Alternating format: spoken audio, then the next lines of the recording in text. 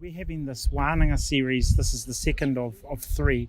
And this Wānanga will be about getting more voice from our iwi about what they think about collision and the story of collision and the way in which we're telling it. So this is really important for us to get their response and their reflections about that. I think the reason why we would do this or why it's important is that in the events that are leading up, that are coming, we need to have an ability to be able to respond sort of cohesively as an iwi. So I think these wānanga help glue us together and help us come forward with a strong response and a distinctive Rongowhakaata response.